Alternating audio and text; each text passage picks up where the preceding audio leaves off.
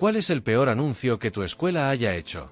Estoy en clase de química, distraído por el examen de la próxima hora, cuando la señora Rodríguez se detiene a mitad de una frase sobre enlaces atómicos. Mira su teléfono con una expresión que nunca le había visto. Puro horror. El intercomunicador suena. La voz del director Martínez suena extraña, como si hubiera llorado. Estudiantes, al salón de grupo ahora. Maestros, revisen protocolo de correo de emergencia. Todos miran alrededor, desconcertados. Es miércoles, segunda hora. Nunca pasa nada los miércoles.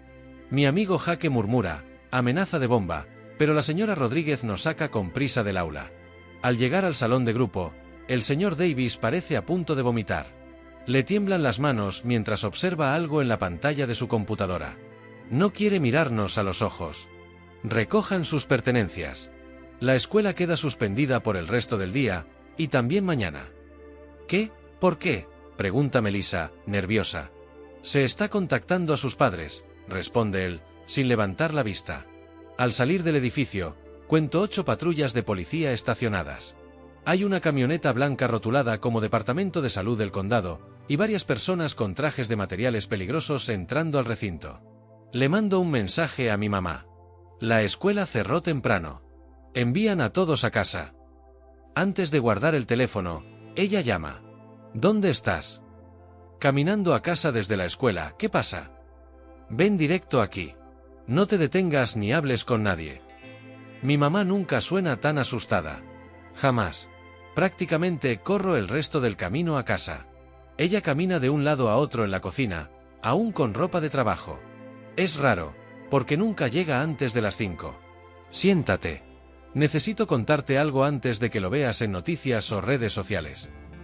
No supe cómo sentarme. Sentí las piernas temblarme, y aún tenía la mochila colgada en un hombro cuando mi madre dejó caer la frase que me haría entender por qué todos parecían actuar como si algo invisible estuviera flotando sobre la escuela. Esta mañana, encontraron un paquete sospechoso en los baños del ala de ciencias. No era una broma. Estaba sellado con cinta, tenía un líquido dentro y una nota escrita a mano. Nadie ha confirmado lo que era, pero están tratando la situación como una amenaza biológica. Me le quedé mirando, sin saber cómo reaccionar. Ni siquiera podía preguntar nada. Solo la escuchaba, y cada palabra parecía una piedra cayendo al fondo de un pozo sin fin. Ella notó que yo no decía nada. Mi jefe fue quien me avisó, continuó. Recibió una alerta interna del hospital. Se encendió el protocolo de seguridad del condado. Cuando vi el nombre de tu escuela en el sistema, casi se me cae el alma. La miré mientras hablaba con ese temblor en la voz, mientras sus manos buscaban algo en el celular, y me di cuenta de que, por primera vez, mi madre no tenía el control. Ella, que siempre tenía respuestas para todo, ahora parecía perdida, como si intentara juntar piezas de algo que ni siquiera tenía forma. Dicen que el líquido tenía un color verdoso. La nota hablaba de arrepentimiento, de castigo. No tiene sentido. Pero hasta que no se confirme qué era, van a tratar el incidente como una amenaza real. Me senté. Esta vez por completo. Mis piernas ya no me sostenían. Cerré los ojos. Pensé en la señora Rodríguez, en cómo nos sacó del aula sin darnos opción de hacer preguntas. Pensé en el señor Davis, en sus manos temblorosas y en esa mirada que evitaba encontrarse con la nuestra. Pensé en Jaque, que siempre hacía bromas, y en su cara pálida cuando pasamos frente a las patrullas. No era un simulacro. No era una alarma cualquiera. Algo había pasado. Algo que todavía no entendíamos. ¿Entonces crees que era veneno?, pregunté por fin. No lo sé, respondió mi madre. Pero no fue un error. Alguien lo puso ahí con intención. Y eso me preocupa más que el contenido del paquete. Me quedé en silencio. Ella me pidió que no usara el celular, que no respondiera mensajes, que no dijera nada aún a mis amigos. La información todavía no es pública. Va a salir esta noche en los noticieros. Lo mejor es esperar. Asentí, aunque por dentro estaba ardiendo por dentro con 1000 preguntas. ¿Quién haría algo así? ¿Qué clase de persona deja una amenaza biológica en una escuela pública? ¿Y por qué en el baño de ciencias, justo donde suelo pasar el recreo? Esa noche fue larga. Nunca miré tanto las noticias. La alerta salió a las 7:30. Incidente sospechoso obliga a evacuación masiva en secundaria local. No dijeron mucho. Evitaron usar palabras como amenaza o bioterrorismo. Hablaron de precauciones protocolares. Pero todos los que estuvimos ahí sabíamos que era más que eso. A la mañana siguiente, nos informaron que la escuela permanecería cerrada hasta nuevo aviso. Nos mandaron tareas virtuales. Los profesores parecían igual de confundidos que nosotros. Nadie sabía nada, o no podían decirlo. Jaque me escribió: ¿viste a los tipos del traje amarillo? Uno se tropezó y casi rompe el frasco. Me reí. Un poco. Pero algo en mí se mantenía en estado de alerta. Al tercer día sin clases, llegó un correo del distrito. Informaban que el FBI estaba involucrado, que era una investigación federal en curso. Mi madre lo leyó conmigo. Su cara se puso más seria. Eso no es algo menor. Van a revisar cámaras, archivos, incluso redes sociales. Y fue justo ahí donde todo empezó a volverse aún más extraño. Una chica de mi clase, Lucy, publicó una historia en Instagram. Era una captura de pantalla de una conversación. Alguien le había escrito desde una cuenta anónima días antes: algo malo va a pasar. Vas a ver quién ríe último. La historia voló. Todos empezaron a compartirla. Y con cada nuevo mensaje reenviado, el ambiente se volvía más tenso. Alguien había planeado esto. Alguien que probablemente conocíamos.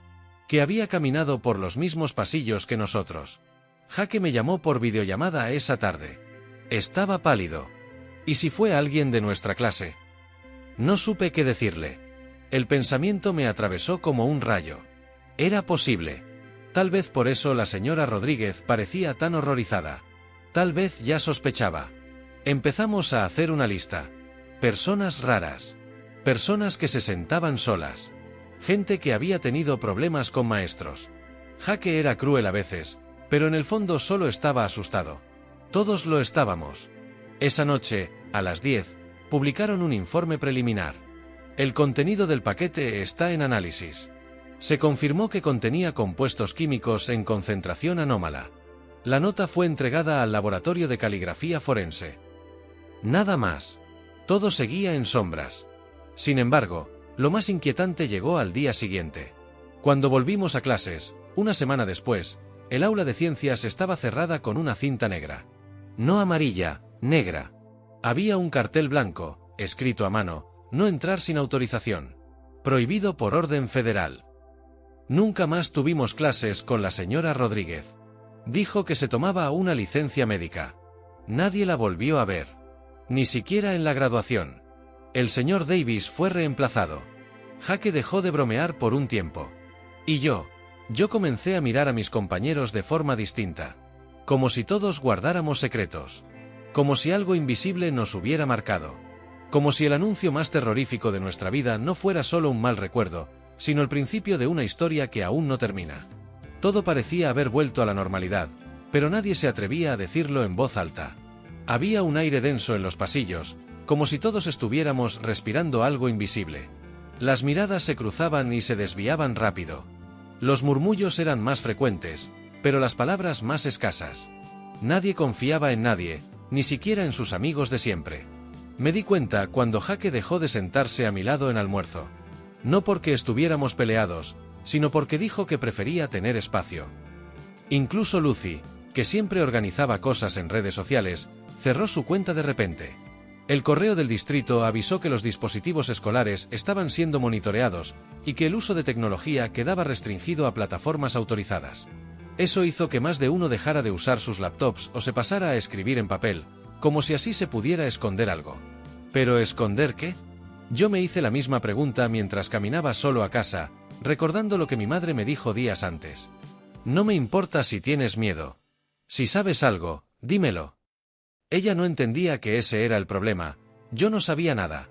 Solo tenía ese nudo en el pecho, esa certeza de que todo estaba mal, aunque no supiera cómo nombrarlo. Una tarde, después de clases, decidí quedarme en la biblioteca. Buscaba libros de química porque la señora Rodríguez ya no estaba y el nuevo profesor apenas podía organizar el material. Mientras hojeaba un manual viejo, sentí un ruido detrás de mí. Era Evan, un chico que casi nunca hablaba, alto, delgado, con ojeras que parecían parte de su rostro. Me dijo que si podía sentarse, asentí, aunque fue raro. Nadie se sentaba conmigo sin motivo. Abrió su cuaderno, escribió algo, y me lo mostró. No creas todo lo que dicen. Lo miré confundido. ¿A qué te refieres? Le pregunté en voz baja.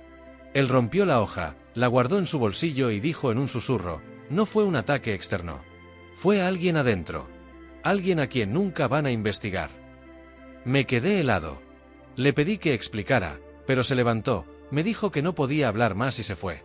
Esa noche no dormí. Pensé en sus palabras, en su expresión. No parecía estar mintiendo. Tampoco sonaba como uno de esos chicos que solo quieren llamar la atención. Al día siguiente intenté buscarlo, pero no apareció en clases. Tampoco en la lista de asistencia. Fui a preguntar a la oficina principal y me dijeron que se había cambiado de escuela por razones personales. Una semana después. Así, de pronto. Como si hubiera desaparecido. Como si nunca hubiera existido. Lo siguiente fue peor. Jaque me escribió de madrugada. No abras tu casilla de correo escolar. No respondas. Alguien está hackeando desde adentro. Le pregunté si tenía pruebas.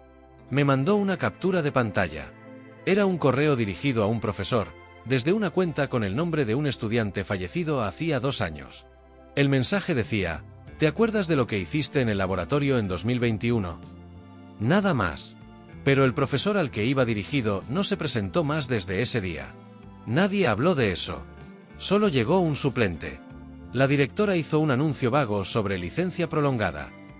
Me dolía la cabeza. Me dolía la espalda. Como si algo estuviera presionando mis músculos sin darme respiro. Todo apuntaba a un patrón. Alguien estaba jugando con la escuela desde adentro.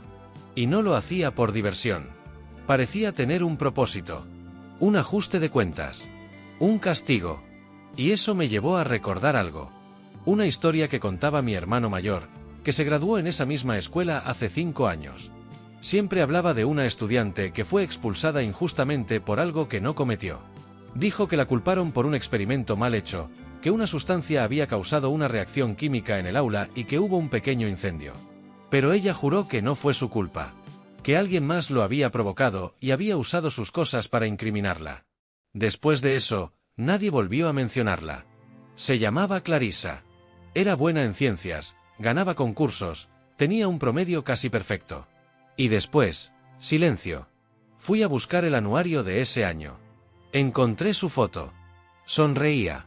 Tenía una mirada brillante, curiosa. Me detuve en su rostro largo rato. ¿Podía ser posible? ¿Y si todo esto era una venganza planeada? ¿Y si lo que encontró el Departamento de Salud en el baño de ciencias no era un experimento de alguien loco, sino una advertencia? Jaque me dijo que dejara de pensar tanto. Que lo iba a volver paranoico. Pero él también lo sentía. El cambio. El peso en el aire. Las puertas que ya no se abrían. Los maestros que no regresaban. Las reglas que se endurecían. La vigilancia. El miedo. Al terminar la semana, llegó un nuevo correo a todos los alumnos. Esta vez era directo. Cualquier alumno que publique, difunda o comente información no autorizada respecto al incidente del 12 de abril será suspendido inmediatamente. Esta medida se toma para garantizar la seguridad de toda la comunidad. No hablaban de preservar la privacidad. No hablaban de proteger la integridad de los estudiantes. Usaban la palabra seguridad. Como si estuviéramos en guerra. Esa noche, soñé con el baño del ala de ciencias. Lo vi vacío, con la puerta entreabierta. En el sueño, caminaba hasta el lavabo, y allí estaba el paquete. Pero esta vez tenía mi nombre escrito encima. Me desperté con el corazón a 1000. No entendía por qué me sentía culpable de algo que no había hecho. O tal vez sí había hecho algo, y no lo recordaba. O tal vez simplemente era uno de esos que estaban en medio, mirando, sin hacer nada. Y eso, quizás, era lo peor. No le conté a nadie sobre el sueño. Ni siquiera a Jaque. Sentía que si lo decía en voz alta, lo haría real. Pero esa sensación de que todo se estaba desmoronando lentamente ya no me abandonaba ni siquiera en los momentos más normales del día. Como cuando entraba al aula y notaba que siempre había alguien faltando. O cuando veía a la señora de limpieza cambiar los basureros usando guantes dobles, como si temiera tocar algo invisible. Un lunes, mientras esperaba en la oficina para entregar una nota, escuché algo. Una conversación detrás de la puerta de la sala de orientación. No debía haberme quedado, Pero mis pies no se movieron. Era la voz del subdirector. No podemos asegurar que fue un estudiante. Pero la carta fue escrita con una pluma del laboratorio. Solo los alumnos del programa avanzado tienen acceso. Y luego la voz de la orientadora, más baja, más cargada de preocupación. Entonces estás diciendo que, alguno de los becados. Hubo silencio. Luego un susurro que no entendí. Me alejé. Me fui de ahí sintiéndome como si llevara algo sucio en las manos. Como si el simple hecho de haber oído eso me volviera cómplice. Esa misma semana, revisaron las mochilas al azar. Revisaron lockers. Citaron a 3 alumnos a la dirección. Uno de ellos lloró frente a todos. Jaque me miró como si ya no supiera si confiar. Yo le devolví la mirada, pero no supe qué decirle. Porque en el fondo yo también dudaba de él. Y tal vez él de mí. Era como si algo se hubiera roto en el grupo. Lo que antes era simple rutina ahora estaba lleno de silencios incómodos, de medias frases, de miradas esquivas. En historia, la profesora nos hizo escribir un ensayo sobre cómo lidiar con la incertidumbre. Fue la primera vez que alguien hablaba del tema sin rodeos. Dijo que, como adultos jóvenes, debíamos aprender a pensar con claridad en momentos de confusión. Pero lo que yo sentí fue otra cosa.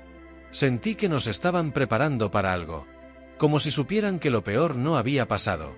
Una tarde, mientras caminaba hacia casa, vi a un hombre parado frente a la escuela. No era de los maestros, ni de los padres. Llevaba gafas oscuras, una carpeta negra y observaba la entrada sin moverse. Me detuve, lo miré desde lejos. Él me vio, se giró y entró en un auto oscuro que arrancó de inmediato. Esa noche le conté a mi madre. Me dijo que probablemente era un oficial de seguridad del distrito. Pero su voz tembló al decirlo. Y eso fue suficiente para saber que ni ella lo creía del todo. Al día siguiente, al entrar a clase, vi una hoja pegada en la pared del pasillo. Decía, ellos saben lo que hicieron. Pero el silencio ya no los protegerá. Nadie decía de dónde venía. Nadie asumía responsabilidad. Pero todos la leían. Algunos se detenían. Otros pasaban rápido. Alguien la quitó antes del mediodía. Pero ya era tarde. Esa frase quedó grabada en todos nosotros. Ellos saben lo que hicieron. ¿Quiénes eran ellos? ¿Y qué habían hecho? Fue entonces cuando empezaron los rumores sobre Clarissa a circular otra vez. Alguien publicó una foto antigua en un grupo cerrado de exalumnos. Ella frente a un cartel de ciencias, sonriendo. La publicación tenía un solo comentario: nunca te olvidamos. Empezaron a surgir historias. Que su proyecto de química había sido robado. Que un profesor lo usó como propio. Que la expulsión fue una forma de encubrir algo más grande. Que Clarissa nunca volvió a estudiar después de eso. Que desapareció. Literalmente. Desapareció. Sin dejar rastro. Un excompañero dijo que la vieron en un hospital psiquiátrico años después. Otro afirmó que se había mudado a otro país. Pero nadie tenía pruebas. Nadie tenía respuestas. Solo había sombras. Y un nombre que volvía con más fuerza cada vez. Clarissa. Clarissa. Clarissa. Empecé a revisar todo lo que podía encontrar. Había un artículo viejo del periódico escolar donde se anunciaban los ganadores del concurso de ciencias regional. Clarissa había ganado el primer lugar. A su lado, en la foto, estaba el señor Garland, uno de los profesores que ya no trabajaban con nosotros. El mismo que había recibido ese correo extraño desde una cuenta de alguien fallecido. ¿Era una coincidencia? ¿O una advertencia? Me encerré en mi cuarto por horas, buscando conexiones. Todo parecía un rompecabezas, pero las piezas estaban cortadas a propósito para no encajar. Hasta que encontré algo. Un blog abandonado, con un solo post. Sin nombre, sin fecha. Solo un título. En el baño quedó la verdad que nunca quisieron escuchar. Sentí frío. Aunque era un simple texto, algo en la forma en que estaba escrito me hizo temblar. No eran frases al azar. Era casi un lamento. Como si alguien hubiera querido dejar su confesión final. Y eso me llevó de nuevo al baño del ala de ciencias. No podía evitar pensar en él. En el frasco. En la nota. En los trajes protectores. En el miedo. En el paquete con contenido en concentración anómala. ¿Y si era simbólico? ¿Y si lo que dejaron ahí no era solo una amenaza, sino una forma de decir aquí empezó todo? Me puse la mochila, bajé por las escaleras, Ignoré el llamado de mi madre y salí al atardecer. Necesitaba volver. No al interior de la escuela, porque estaba cerrado. Pero sí al costado del ala de ciencias. Donde solíamos pasar en recreo. Donde los profesores estacionaban. Donde aún quedaban rastros del cordón de seguridad que colocaron ese día. Me detuve frente a la ventana. No podía ver mucho. Solo oscuridad. Pero por alguna razón, sentí que alguien me observaba desde el otro lado. Me alejé. No corrí, pero estuve a punto. Porque ese fue el momento en el que entendí que todo lo que creíamos haber superado, apenas estaba comenzando. Esa noche casi no pude dormir.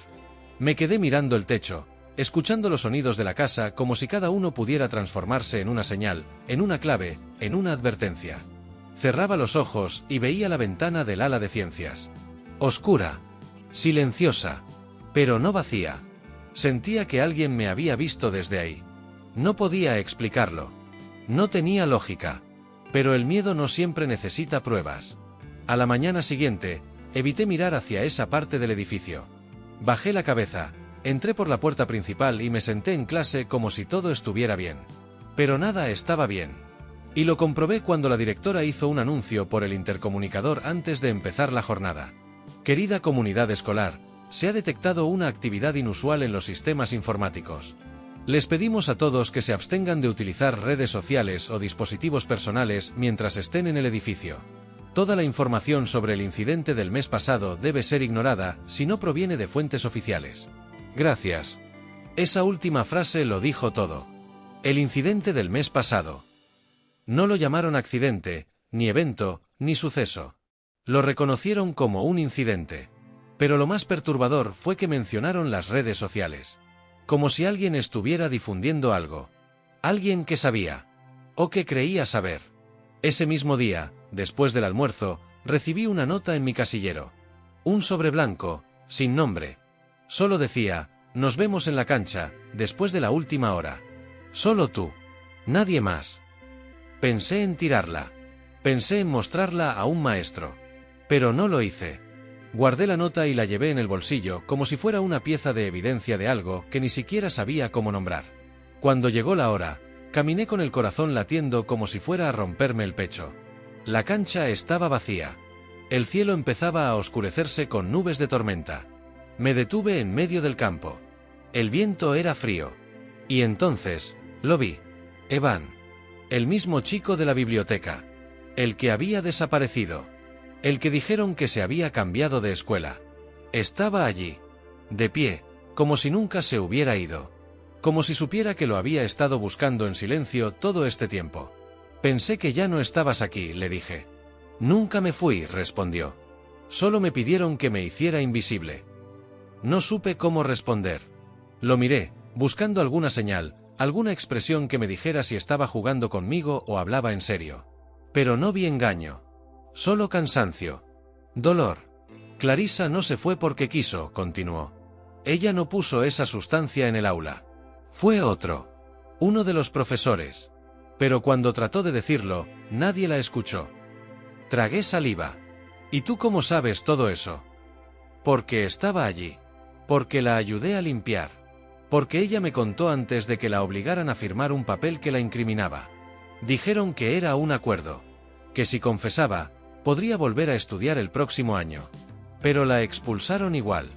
Y su vida se acabó. Se me erizó la piel. Evan estaba hablándome con una mezcla de rabia contenida y tristeza profunda. Cada palabra era una acusación. Pero no hacia mí. Hacia el sistema. Hacia todos. Ese frasco en el baño, ¿fue de ella?, pregunté. Él negó con la cabeza. No. Clarissa no haría eso. Fue alguien más. Alguien que sabía lo que le pasó. Alguien que quiere exponer la verdad. Pero está jugando con fuego. Quise preguntar más. Pero él metió la mano en su chaqueta y me entregó un sobre. No lo abras aquí. Léelo en tu casa. Nadie debe verte. Y sin decir más, se fue. Caminó hasta desaparecer por detrás del gimnasio. Me quedé ahí, solo, con el sobre en la mano. No tenía remitente. Solo estaba sellado con cinta transparente. Cuando llegué a casa, subí directo a mi cuarto y cerré la puerta. Mi madre me llamó desde la cocina, pero le dije que tenía tarea. Abrí el sobre. Dentro había 3 cosas: una foto, una carta y una hoja con firmas. La foto era de Clarissa, parada frente al laboratorio de ciencias. La misma foto del periódico escolar. Pero esta tenía algo diferente. En la esquina inferior derecha, casi invisible, había una sombra. De un hombre. Con una bata. La carta era escrita a mano. Por ella. Hablaba de cómo la acusaron. De cómo le quitaron todo. De cómo su profesor favorito la ignoró cuando fue a pedir ayuda. Dijo que no podía arriesgar su reputación. Que debía pensar en el prestigio de la escuela. Que me callara. Así que me callé. Pero lo escribí todo. Y ahí entraba la hoja con las firmas. Eran de varios alumnos. Todos del mismo año. Todos testigos. Firmas que confirmaban que Clarissa no estuvo sola ese día en el laboratorio. Que hubo otras personas. Que lo que dijeron después no coincidía con lo que en realidad vieron. Sentí un nudo en el estómago. Como si todo el aire del cuarto se hubiera vuelto denso. Esas firmas eran prueba de algo. De una verdad enterrada. De una injusticia. De un crimen. Y si eso era cierto, entonces alguien más estaba actuando ahora. No por locura. No por maldad. Sino por venganza. Y tal vez, solo tal vez, esa venganza apenas estaba comenzando. Bajé las escaleras con el sobre en la mano. Iba a mostrarle todo a mi madre. Pero al llegar a la cocina, la encontré sentada frente a la televisión, con los ojos fijos y el rostro tenso. En la pantalla, el noticiero local transmitía en vivo desde nuestra escuela. Última hora. Se investiga nuevo incidente relacionado con el caso anterior. Se han encontrado documentos que podrían revelar una conspiración dentro del personal docente. Las autoridades aún no confirman el contenido. Mi madre me miró, pálida. ¿Tú sabías algo de esto? Yo no supe qué responder. Porque la verdad es que sí. Y lo tenía en mis manos. Mi madre no desvió la mirada de la pantalla. Yo seguía parado frente a ella, con el sobre aún en la mano, sintiendo que la distancia entre nosotros era más grande que nunca, como si en ese momento habláramos 2 idiomas distintos. Ella con sus ojos abiertos, incrédulos, tragando cada palabra del reportaje como si le costara respirar, y yo, sosteniendo las pruebas que podían encender un fuego o apagar uno más grande. Finalmente, hablé. Sí, sabía algo. Su cuerpo entero se tensó. Apagué el televisor con el control remoto y le extendí el sobre. Lo encontré hoy. Me lo dieron. No preguntes quién. Pero esto lo cambia todo. Lo abrió con manos temblorosas. Miró la foto, leyó la carta, repasó las firmas como si intentara memorizar cada nombre. Cuando terminó, cerró los ojos y exhaló como si llevara semanas sin aire. ¿Y qué vas a hacer con esto?, preguntó, bajando la voz, como si las paredes pudieran escuchar. Me senté frente a ella. No tenía la respuesta. Una parte de mí quería llevarlo todo a las noticias, contarlo al mundo, limpiar el nombre de Clarissa. Otra parte sabía que eso me ponía en el centro de algo que no entendía del todo. ¿Y si no me creen?, pregunté. ¿Y si dicen que lo fabriqué? Mi madre negó con la cabeza. La verdad no siempre es una historia perfecta. A veces es un desastre. Pero incluso los desastres merecen ser contados. Esa noche no dormí. Pensé en las caras de mis compañeros. En Jaque, en Lucy, en Evan. En todos los que habían sentido ese peso invisible sobre la escuela. Y por primera vez entendí que no era solo el miedo lo que nos unía. Era el silencio. El silencio impuesto. El silencio que mata. Así que al día siguiente llevé el sobre al consejero escolar. No dije mucho. Solo, esto es importante.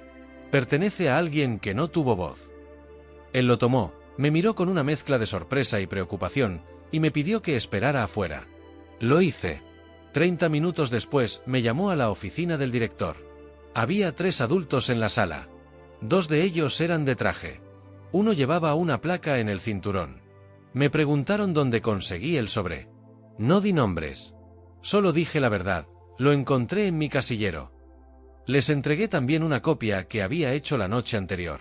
No confiaba en que todo llegara a buen puerto. No del todo. Me dijeron que me llamarían si necesitaban más información. Me dejaron ir. Pero al salir, noté algo. La puerta del laboratorio de ciencias estaba abierta. Por primera vez desde el incidente. No pude evitarlo. Me acerqué.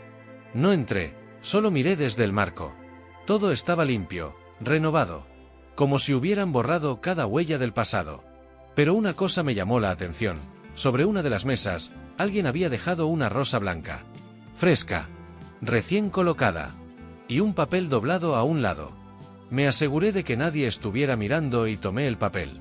Solo decía, ahora saben, ahora escuchan. Me estremecí. Esa misma tarde, la historia apareció en todos lados. Los medios hablaron de una revelación inesperada en el caso de la amenaza química. Dijeron que una carta escrita por una exalumna había resurgido, que contenía detalles de irregularidades, de encubrimiento, de manipulación. El distrito escolar anunció una investigación interna. La policía dijo que revisarían el caso original. Los nombres de los maestros involucrados no se hicieron públicos, pero algunos no volvieron a trabajar. Otros, simplemente, renunciaron. Y Clarissa, su nombre volvió a las aulas. Ya no como un susurro, ni como una historia de advertencia, sino como alguien real, como una voz. El anuario de ese año incluyó una página dedicada a ella. Una disculpa, un homenaje. Y aunque muchos lo vieron como un gesto simbólico, yo sabía que era más que eso. Era un acto de justicia. Un cierre. Tiempo después, me encontré con Evan otra vez. Fue breve.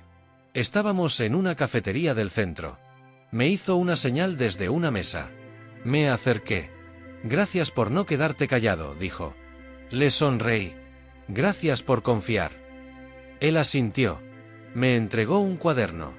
Clarissa lo escribió. Me lo dio antes de irse. Guárdalo. Úsalo bien. No supe qué decir.